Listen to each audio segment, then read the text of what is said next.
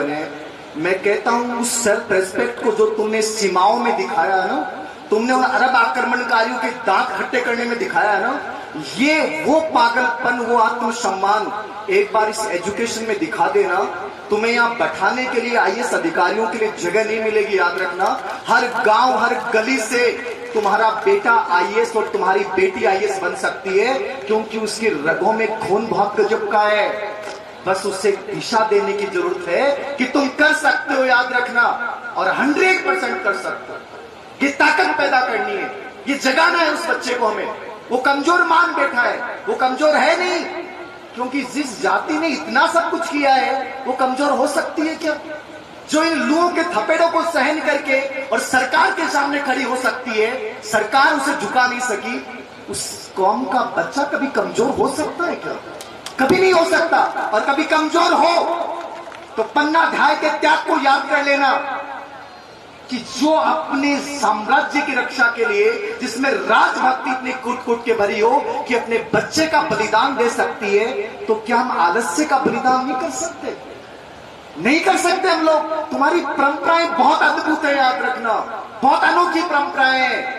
जब मैं इतिहास बताने लग जाऊंगा ना, तो रगों से रोम रोम खड़ा होने लग जाएगा कि लगेगा कि यार हम साधारण इंसान नहीं है, तुम अद्भुत हो और हमेशा रहोगे। जरूरत है तुम्हारी उस अद्भुत इतिहास से तुम्हें परिचय करवाते हुए तुम्हारी आने वाली पीढ़ियों में वो ताकत पैदा करनी है कि वो तूफान बन के चले। याद रखना, और ये पागलपन पढ़ाई में आना याद रखना। कहना चाहूंगा मैं, आओ मिलकर बैठे, भूले आपसी मतभेदों को, ये सारा समाज हमारा है। आमंत्रण दे गुलजारों को, एक दूसरे के गुजर होने पे अब स्वाभिमान करो, अभिमान करो, साथ साथ बैठकर अरदास करें कर्नल साहब के चरणों में। बस इसी प्यार की भाषा से हम हर खाई को भर देंगे, इस आग उगलते मौसम का माहौल बदल के रख देंगे, माहौल बदल के रख देंगे। ये तुम्हारी कौम में ताकत है, याद रखना। ये माहौल बदलना हमने बहुत पहले से सीखा है, तो अब ये माहौल शिक्षा की तरफ बदलना है। याद रखना, शिक्षा की तरफ बदलना है। कल एक छोटी सी बात मैं शेयर करूंगा, समय नहीं ले रहा हूं सर। मैं क्लास ले रहा था जयपुर में, और एक बच्चा मेरे पास बाहर आया, आंखों में आंसू लिए।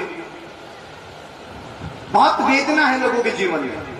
बोल सर मुझे आपसे एक बात करनी है। मैंने कहा बोलो क्या बात करनी है। बोल सर मैंने यहाँ एक कोचिंग का एक टीचर है, वो मेरे साथ उन्होंने एमएड की, मैं उनसे मिला तो उन्होंने मुझे पहचानने से इनकार कर दिया। बोले मैं जानता नहीं, जबकि बोले हमने साथ चाय पी। वो रो रहा है जोर जोर से। मैंने कहा क्यों रो रहा है, क्यों रो रहा है? अपने आप को इतना कमजोर मत बना। जिस टीचर ने तुझे कहा कि मैं तुझे जानता नहीं हूं, अपने आत्मसम्मान और स्वाभिमान को जगा। इतनी गजब की तैयारी कर कि तू इतने बड़े पद पे जाएगा।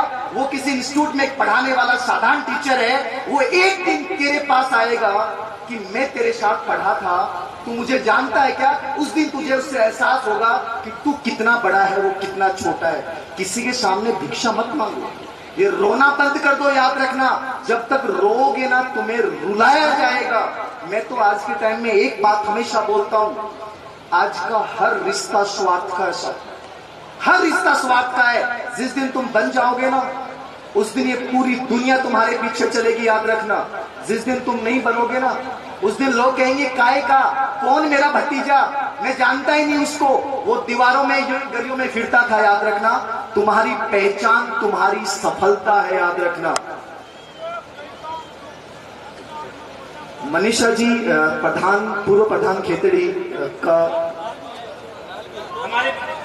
एक बार माफी चाहूंगा। हमारे बीच में राजस्थान के खेतड़ी विधानसभा क्षेत्र से 4 बार एमएलए रहे मालाराम जी की पोती, और एक बार विधायक रहे दाताराम जी कसाना, उनकी बेटी बहन मनीषा अभी दोबारा प्रधान बनी है। ये छोटी सी उम्र में राजस्थान में सबसे कम उम्र की प्रधान। जोरदार इस ठेकला की ढाणी राजस्थान की इस तपोस्थली भर्तृहरि महाराज की धरा पे आपका तहे दिल से हार्दिक स्वागत और धन्यवाद बहन मनीषा जी। आदरणीय धीर सिंह।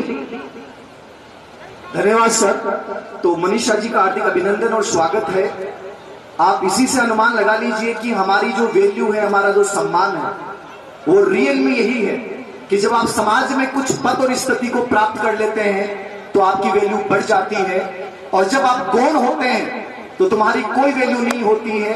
मैं समाज की उस प्रत्येक युवा प्रतिभा को यही कहना चाहूंगा, अपने उस मुकाम को हासिल करो जहां तुम्हारी पद और स्थिति का सम्मान हो, वरना कोई रिश्ता काम में नहीं आएगा। याद रखना, सब रिश्ते सफलता के पीछे चलते हैं। कोशिश करें कि अपने आप को उस मुकाम पे लेके जाएं जहां तुम्हारी वैल्यू हो, तुम्हारी समाज में इज्जत हो, जिस घर में आप निवास करें वहां आपका एक सेल्फ रिस्पेक्ट सुरक्षित रहे। ये बहुत जरूरी है, क्योंकि आत्मसम्मान नहीं है तो याद रखना जीवन में कुछ भी नहीं है। आत्मसम्मान के लिए जीना पड़ेगा। याद रखना, मैं मानता हूं कि लाइफ में सेल्फ रेस्पेक्ट से बड़ा कुछ भी नहीं है। तो पागलपन, अपने आप को कभी कमजोर मत माने और आत्मसम्मान की जिंदगी जिए। याद रखना, फिर तुम कुछ भी कर सकते हो। और कोई दुनिया तुम्हें ये कहे कि तू कमजोर है, ये कभी मत मान लेना कि वो कमजोरी है।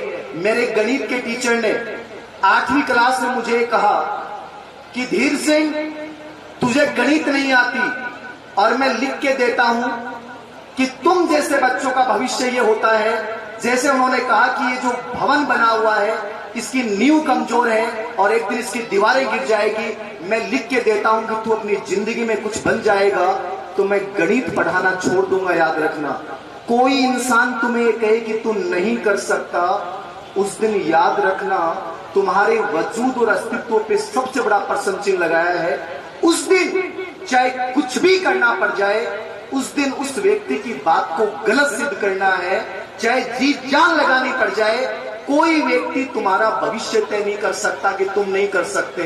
ताकत तुम्हारे अंदर है, संभावनाएं तुम्हारे अंदर है, अनंत शक्ति तुम्हारे अंदर है। उस शक्ति को जगाते हुए तुम्हें आगे बढ़ना है और तुम 100% बढ़ोगे। अंतिम रूप से अपने शब्दों को विराम देते हुए कहूंगा, अंतिम रूप से कहूंगा, संघर्ष का अकेलापन जो काटेगा, संघर्ष का अकेलापन जो काटेगा, याद रखना इस अंधकार की दुनिया में उजियारा वही फैलाएगा, उजियारा वही फैलाएगा। बहुत बहुत धन्यवाद, बहुत बहुत अभिनंदन, बहुत बहुत स्वागत। Thank you very much. धन्यवाद। आदरणीय धीर सिंह जी, किसी शायर ने कहा है कि हर पत्थर में ताजमहल बनाने की शक्ति होती है अगर कोई तराशने वाला हो। हर पत्थर में ताजमहल बनाने की शक्ति होती है अगर कोई तराशने वाला हो। इस गुर्जर समाज में बहुत कुछ बनने की शक्ति है अगर कोई पहचानने वाला हो, अगर कोई पहचानने वाला हो।